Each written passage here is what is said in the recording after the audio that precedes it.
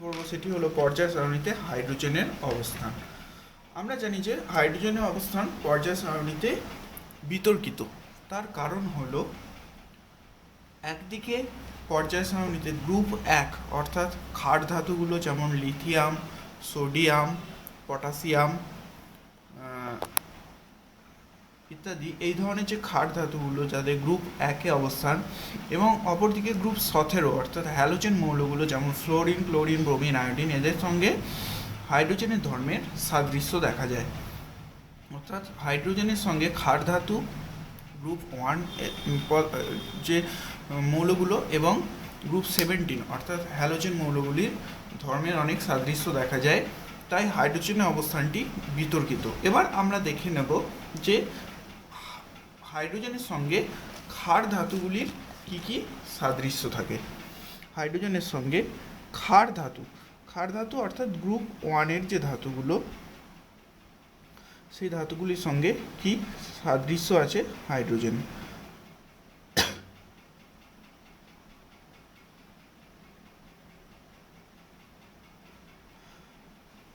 প্রথম যে পয়েন্ট সেটি হলো হাইড্রোজেন ক্ষার ধাতুর মতো একযোজী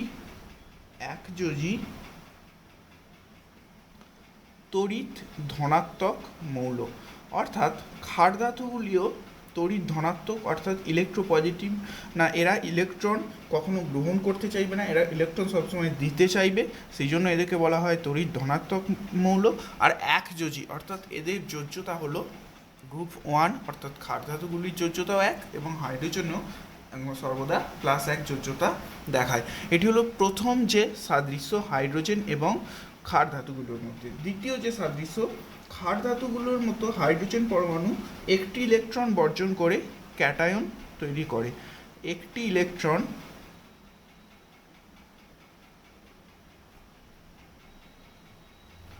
বর্জন করে ক্যাটায়ন তৈরি করে। অর্থাৎ হাইড্রোজেন যেমন H+ তৈরি করে, তেমনি সোডিয়াম ও Na+, পটাশিয়াম তৈরি করে K+, rubidium Rb+, lithium Li+, এই ধরনের একটি ইলেকট্রন বর্জন করে ইউনিপজিটিভ বা এক পজিটিভ সম্পন্ন ক্যাটায়ন তৈরি করে হাইড্রোজেন এবং যে ক্ষার ধাতুগুলি।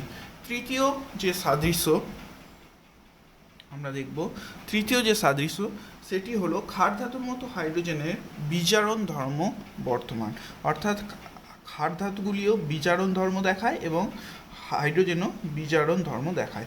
বিজারণ ধর্ম কি না, বিজারণ ধর্ম হলো অপরকে বিজারিত করার যে ক্ষমতা। যেহেতু ক্ষার ধাতুগুলি ইলেকট্রন বর্জন করে, তাই অন্য কোনো ধাতু সেই ইলেকট্রনকে গ্রহণ করে, এইভাবে ক্ষার ধাতুগুলি অপরকে বিজারিত করতে পারে, হাইড্রোজেনও অপরকে বিজারিত করতে পারে। এরপরে যে প্রশ্ন, অক্সিজেনের সঙ্গে যুক্ত হয়ে ক্ষার ধাতুগুলি এবং হাইড্রোজেন দুজনেই অক্সাইড তৈরি করে। অক্সিজেনের সঙ্গে যুক্ত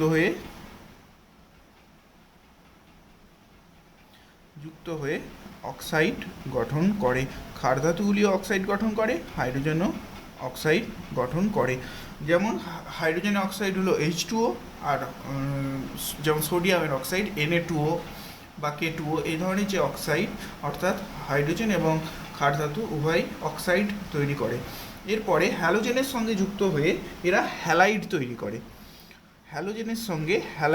করে। যেমন NaCl, সোডিয়াম ক্লোরাইড, হ্যালোজেনের সঙ্গে হ্যালাইড গঠন। হাইড্রোজেনও তেমনি HCl, hydrogen chloride, HF, hydrogen fluoride, sodium যেমন NaCl বা NaBr, এই ধরনের হ্যালাইড গঠন করে। একইভাবে হাইড্রোজেনও হ্যালাইড তৈরি করতে পারে। এই হ্যালাইডগুলি জলীয় দ্রবণে আয়নিত হয়ে ক্যাটায়ন H+ গঠন করে।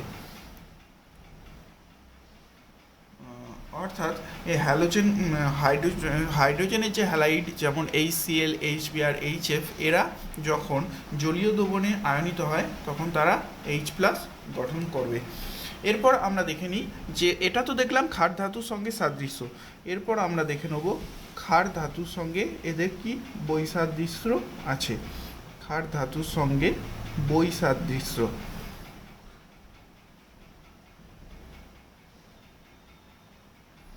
কী কী বৈসাদৃশ্য আমরা দেখব। হাইড্রোজেন অধাতু এবং সাধারণ উষ্ণতায় দ্বিপরমাণু।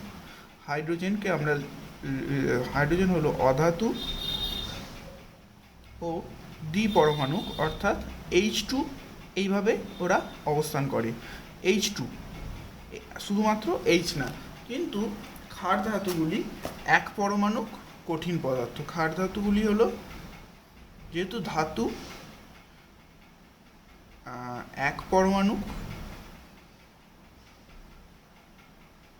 অর্থাৎ একটি মাত্র পরমাণু থাকে এবং কঠিন। আর হাইড্রোজেন হলো গ্যাস। এটি হলো হাইড্রোজেন এবং ক্ষার ধাতুগুলির মধ্যে বৈসাদৃশ্য। আমরা কি বৈসাদৃশ্য দেখলাম না, হাইড্রোজেন হলো অধাতু এবং দ্বিপরমাণু, আর ক্ষার ধাতু হলো এক পরমাণু এবং কঠিন। আমরা ক্ষার ধাতুর সঙ্গে সাদৃশ্য এবং বৈসাদৃশ্য দেখে নিলাম। এবার দেখে নেব যে গ্রুপ 17 অর্থাৎ হ্যালোজেনগুলির সঙ্গে হাইড্রোজেনের কী কী সাদৃশ্য এবং বৈসাদৃশ্য বর্তমান। হ্যালোজেনের সঙ্গে প্রথমে আমরা সাদৃশ্যগুলি দেখে নেব। হ্যালোজেনের সঙ্গে প্রথম যে সাদৃশ্য সেটি হলো হ্যালোজেনগুলিও একযোজী অধাতব মৌল। একযোজী অধাতব মৌল এবং হাইড্রোজেনও একযোজী, যেহেতু হাইড্রোজেনে এক ভ্যালেন্সি দেখায় আর এবং অধাতু। এটি হলো প্রথম যে সাদৃশ্য হ্যালোজেন এবং হাইড্রোজেনের। দ্বিতীয়টি হলো ফ্লোরিন এবং ক্লোরিনের মতো এটি একটি দ্বিপরমাণু গ্যাসীয় মৌল। দ্বিপরমাণু গ্যাসীয় মৌল, দ্বিপরমাণু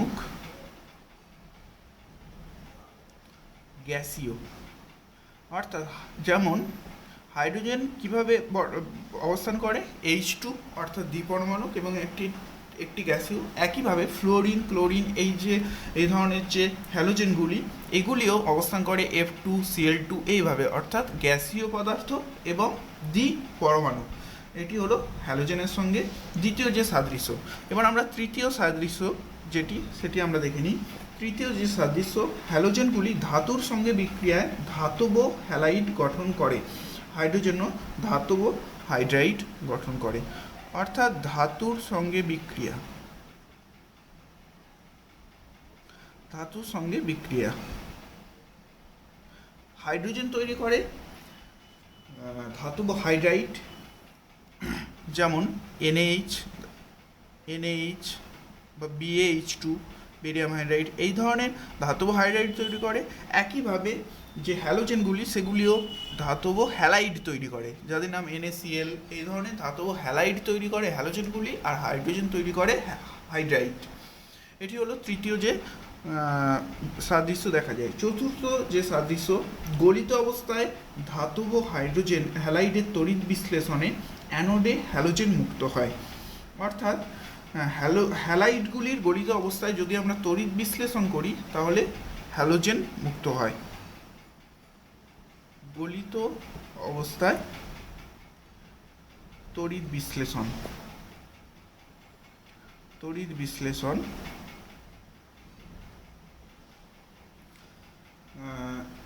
অ্যানোডে পাওয়া যাবে হ্যালোজেন। একইভাবে আমরা যদি ধাতব হাইড্রাইডের করি তাহলে আমরা পাবো অ্যানোডে হাইড্রোজেন।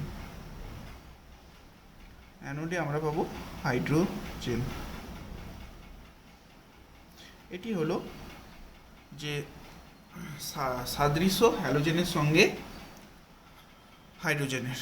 গলিত অবস্থায় তড়িৎ বিশ্লেষণ করলে অ্যানোডে হ্যালোজেন মুক্ত হয়, আর ধাতব হাইড্রাইডের তড়িৎ বিশ্লেষণে আমরা পাবো অ্যানোডে হাইড্রোজেন। এবার আমরা দেখে নিই যে হ্যালোজেনের সঙ্গে কী কী বৈসাদৃশ্য আছে। হ্যালোজেনের সঙ্গে কী কী বৈসাদৃশ্য পাওয়া যায়।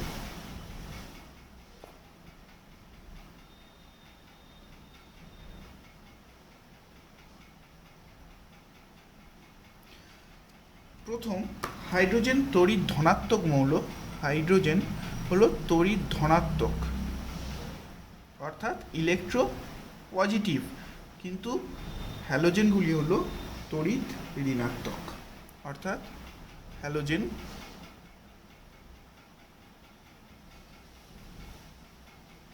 হলো ইলেকট্রো নেগেটিভ। হাইড্রোজেন হলো তড়িৎ ধনাত্মক অর্থাৎ ইলেকট্রো পজিটিভ, আর হ্যালোজেনগুলি হলো তড়িৎ ঋণাত্মক অর্থাৎ ইলেকট্রো নেগেটিভ মৌল। এর পরের যে বৈশিষ্ট্যটি সেটি হলো হাইড্রোজেন বিজারক পদার্থ। হাইড্রোজেন হলো বিজারক আর হ্যালোজেনগুলি হলো জারক অর্থাৎ হ্যালোজেনগুলি অন্যদেরকে জারিত করে, কিন্তু হাইড্রোজেন বিজারক অর্থাৎ বিজারিত করে। হাইড্রোজেন হলো বিজারক এবং হ্যালোজেনগুলি হলো জারকদ্রব্য। অর্থাৎ আমরা দেখে নিলাম যে হাইড্রোজেনে ক্ষার ধাতুর সঙ্গে সাদৃশ্য আছে, আবার হ্যালোজেনের সঙ্গেও সাদৃশ্য আছে, আবার ক্ষার ধাতুর সঙ্গেও হ্যালোজেনের কিছু বৈশিষ্ট্য আছে এবং হ্যালোজেনের সঙ্গেও কিছু বৈসাদৃশ্য আমরা দেখলাম।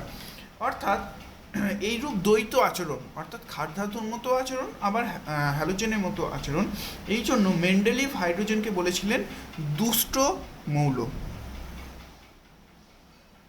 বা ডিস্টার্বিং এলিমেন্ট, দুষ্ট মৌল বলা হয়। মেন্ডেলিভ এই দুষ্ট মৌল নামটি দিয়েছিলেন। তবে হাইড্রোজেন এবং ক্ষার ধাতু উভয়েরই যোজ্যতা কক্ষে একটি ইলেকট্রন থাকায় এদেরকে 1 নম্বর গ্রুপে স্থান দেওয়া বেশি যুক্তিযুক্ত বলেই মনে হয়।